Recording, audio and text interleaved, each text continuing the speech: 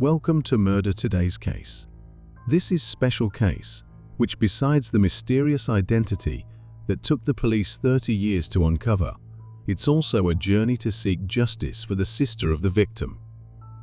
The victim is Karin Strom, a resident of Woodcross, Utah, USA, and was raised by her father. She is a warm-hearted soul who is always friendly and outgoing. During her high school years, she fell head over heels for Steve Strom, who later became her husband. They quickly married after graduating from high school and had a sweet honeymoon like many other couples. Their love for each other dwindled, and arguments became more frequent until they eventually decided to break up. However, this happiness didn't last long. Karin and her husband soon separated after several years of marriage, and then she moved in with her stepmother. The unhappy marriage seemed to be just the beginning of Karin's misfortunes. On June 5, 1980, Karin and her husband had dinner at a restaurant to celebrate her birthday and to try to reconcile their relationship. Afterward, Karin rested at her husband's house, while Steve continued to work the night shift at a factory near the Great Salt Lake. After finishing work, Steve called Karin to remind her to go to work, but she didn't answer. Unable to contact his wife, he became worried that something was wrong. He quickly returned home and was shocked by the horrific scene when he opened the bedroom door. Karin was lying face down on the floor with blood all over her neck. Although he quickly called the police, it was too late to save her. Investigators quickly arrived at the scene to investigate and clarify the matter. Karin was found dead in her pajamas, with her feet against the wall, her head near the foot of the bed, and clear signs of strangulation on her neck, along with many other scratches. The room was in a mess and disarray. The TV had fallen to the floor while still on, and the two brass rods at the head of the bed had been knocked off, with one falling to the ground. All of this evidence indicated that the victim and the perpetrator had struggled. There was no damage found outside the bedroom. It was clear that the victim was the sole target of the perpetrator. The back door of the house was a sliding door with a doorstop that could not be opened from the outside, and the front door lock was intact. Police theorized that the victim had let the perpetrator into the house or that he had a key. The victim had put up a fierce struggle, leaving many scratches on her body. The cause of death was determined to be strangulation. The investigating agency believed the perpetrator was someone known to the victim.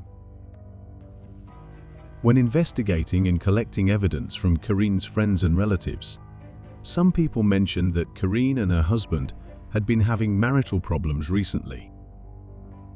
She was drained by the marriage and lived in fear of Steve's repeated acts of violence. Steve himself admitted that they had argued, leading to their separation and her moving in with her stepmother. However, they were trying to reconcile and had dinner together on the day of the incident. The victim's stepmother also said that Karin had agreed to have dinner with Steve, but had no intention of getting back together with her husband. She said she planned to file for divorce. She herself felt that the marriage could not be saved and had advised her daughter not to go on the date. Karin said they were just going to dinner and it wouldn't affect her decision to divorce. No one expected that would be their last conversation. Suspecting Steve as the perpetrator, the police summoned him for questioning. Unexpectedly, Steve said he knew who the killer was, Buff, Karin's new boyfriend, whom she had met after separating from her husband. Steve believed Buff was jealous of their relationship and had murdered her. She relies on him for support whenever we have a falling out. The police quickly found Buff, and he cooperated fully with the investigators. He also asserted that he had nothing to do with the crime. Buff loved Karin very much, and she felt the same way. He always did whatever she liked, and her friends also believed that Buff could not hurt Karin. According to the victim's friends, her relationship with her boyfriend was a happy one. They couldn't imagine him harming her. However, given the husband's violent tendencies and the strain on their marriage, it seemed more plausible that he was involved. Buff had an alibi, so the police ruled him out as a suspect. In the late 20th century, medical technology was limited, resulting in a rather vague and estimated determination of time of death through autopsy. The forensic report estimated the victim's time of death based on the digestion of her food between 10 p.m. and 1 a.m. Steve had clocked in late for his 15-minute shift. The travel time from his home to the factory was 25 to 30 minutes. His co-workers did not notice any unusual behavior from Steve. He did not seem worried or stressed at all. Police began to suspect Steve even more as new information began to flood in. The only fingerprints in the house belonged to Steve and Karin, and the time of death was estimated to have been between 10 p.m. and 2 a.m., which meant Steve could have had time to kill Karin before going into work that night. Investigators brought Steve in for another interview, and this time he requested a polygraph test to help prove his innocence. When asked about his wife's murder, he failed. "We were more and more convinced that Steve was involved in this," Brad Benson, detective sergeant with the Woods Cross Police Department, told producers. Police spoke with Karin's co-workers, and they claimed that she'd once told them Steve had choked her to the point where she was lucky to still be alive. This constitutes substantial evidence to support a charge of murder against him. Police tracked Steve to an apartment where they planned to arrest him, but he refused to cooperate, and a 3-hour standoff ensued before Steve finally surrendered. But 6 months later, a wrench was thrown in prosecutors' plans when a judge ruled they would not be allowed to use the testimony of Karin's co-workers during the trial. Faced with the loss of key evidence, prosecutors made the decision to let Steve go, lest he be found not guilty, robbing them of another chance to try him for his wife's murder. A different suspect was quickly found by the police, Ed Owens, a co-worker of Steve and a close friend of his. Owens worked the middle shift while Steve worked the night shift, so Owens could have murdered the victim when Steve was away from home. When Owens was found, the police discovered that he had many scratches on his face and several small wounds on his arms, which further increased suspicion of Owens. He explained that it was due to metal fragments accidentally scratching him while working, and the plant manager confirmed and explained that flying metal fragments were very common. The bruises were caused when Owens bent down to pick up something and hit his face on a piece of equipment. Owens said that he had gone to a bar after work from 8 p.m. until 4 a.m. the next morning. Half an hour later, he was at the factory, and other colleagues also confirmed that. Besides, Owens and Karin rarely met each other, so he had no reason to murder the victim. Therefore, Owens was naturally cleared of suspicion by the authorities. According to the investigation regulations, Owens' DNA and hair had to be kept and preserved, and moreover, all the wounds on his body were photographed as evidence. Both suspects provided by Steve were eliminated by the police, leading them to suspect that the victim's husband was lying. Steve's statements were inconsistent, and a strong motive for the crime remained unclear. Additionally, there was no credible alibi for Steve at the time of the victim's death, so the police arrested him. However, the collected evidence did not prove that Steve had murdered his wife. In December 1980, 6 months after the victim's murder, the court dropped the first-degree murder charge, and Steve was released. The victim's family did not accept this verdict, but without further evidence, the case went cold. Coco Saltzgiver, Karin's sister, never gave up hope of finding the perpetrator. For 26 years, she repeatedly visited the police station to inquire about her sister's case.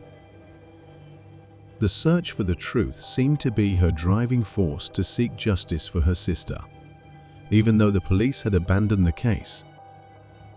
Coco's persistence impressed Detective Brad Benson, who requested his superiors to reopen the case and worked with Coco to find new evidence. The superiors approved Benson's request, and Karin Strom's case was officially reopened in January 2007. While examining the physical evidence collected from that year, he noticed the victim's fingernails and believed that they might contain the DNA of her killer. He promptly sent them to the laboratory for DNA testing. While waiting for the results, Benson contacted Owens and requested a reinvestigation. Owens seemed very anxious upon hearing this. During the call, he avoided questions and his voice trembled as if he were hiding something. This made the detective suspect that Owens knew the truth about the case and the identity of the killer. The results of DNA testing were shocking. There was DNA under Karin's fingernails that belonged to her husband, and some that belonged to Ed Owens, her husband's friend and one of the initial suspects. Police sent the material from Karin's fingernails back for more detailed testing and were hit with yet another bombshell. There was only a small amount of Steve's DNA present. Most of it was Owens, and the source of that DNA was his seminal fluid. Still, something like a friendship had developed. They'd gone four-wheeling together, and once Steve and Karin took Ed and his wife Patricia on a double date. But really, casual acquaintances. So how would Ed Owens' DNA end up beneath Karin's fingernails? Benson then asked forensic pathologists to re-examine the victim's time of death. Using reports of body temperature and environmental conditions, they concluded that Karin had died around 12:30 p.m., as it would take at least 25 minutes to reach the factory. This timeline eliminated Steve as a suspect. The detective recontacted Owens' colleagues, who now stated that they could not confirm if he had been at the bar all night. They also recalled noticing scratches on Owens the next day, and said he had told them he got them playing with his dog, contradicting his earlier statement about the workplace injury. The police promptly summoned Owens for further questioning. Owens agreed to talk to the authorities, but failed to appear for the interview and was soon discovered to have fled to Mexico, even leaving his wife behind. A review of his credit card records revealed that Owens had fled to Texas and then moved to Mexico. The inability to apprehend the suspect stalled the investigation. After 2 months of renewed investigation, a breakthrough occurred when Owens ran out of money in Mexico and was set to be deported back to the United States. Detective Benson contacted Owens upon receiving this news and requested his surrender. Desperate and cornered, or perhaps after years of guilt, Owens turned himself in.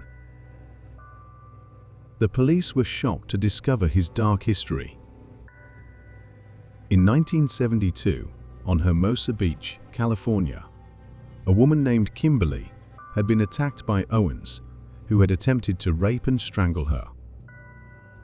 Luckily, Kimberly escaped and reported the incident to the police, leading to Owens' arrest.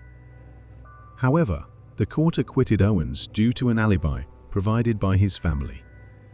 Similarly, this time, Owens' family had hired a skilled lawyer in California to defend him, and the lawyer's conclusion had somehow saved his client from a murder charge.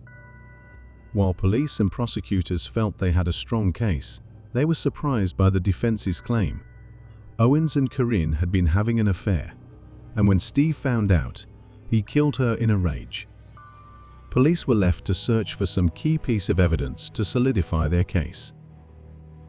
In the meantime, they dismissed the case again without prejudice to allow for further investigation. The lawyer argued that Owens had only sexually assaulted Karin but had not killed her, and that his disappearance was merely a visit to a friend in Texas, followed by a short trip to a border town in Mexico. He had returned upon hearing about the murder accusation.